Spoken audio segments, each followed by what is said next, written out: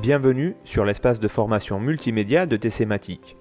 Aujourd'hui, nous allons réaliser la vidange d'une boîte de vitesse automatique de 5 rapports de Mercedes, la référence 722.6. Pour réaliser cette vidange, nous allons utiliser un kit comprenant tous les éléments nécessaires pour un entretien correct. Tous nos kits contiennent des instructions qui détaillent les étapes à suivre afin de réaliser l'opération de vidange et d'entretien. Dévissez et jetez le bouchon de vidange situé sous le carter et laissez couler toute l'huile. Vissez le bouchon neuf inclus dans le kit. Dévissez et jetez les 6 vis Torx 30 et retirez le carter. Retirez et jetez le filtre usagé.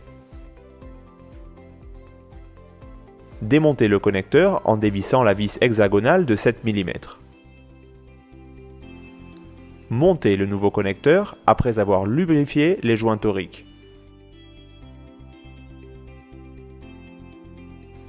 Montez le nouveau filtre après avoir lubrifié le joint torique.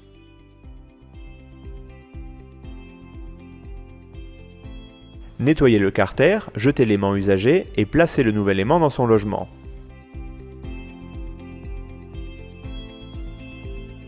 Placez le joint du carter et montez le carter.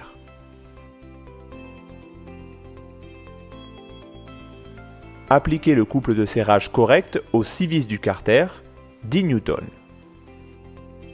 Insérez le connecteur de la transmission.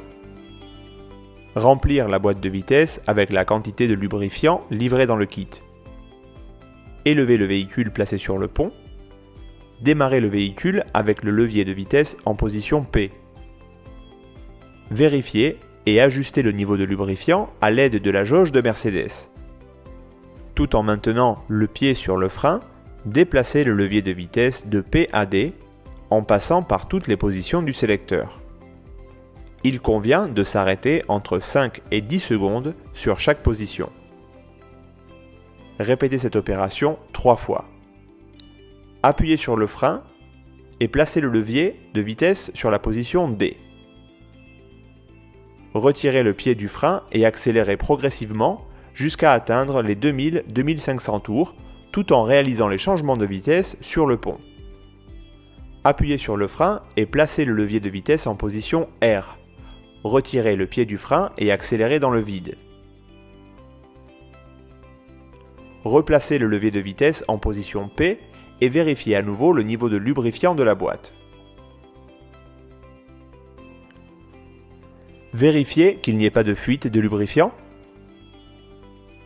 Connectez la boîte de diagnostic et effacez les possibles codes défauts. Merci pour votre attention. Pour en savoir plus sur TCmatic, vous pouvez vous connecter sur notre site web ou nous suivre sur les réseaux sociaux.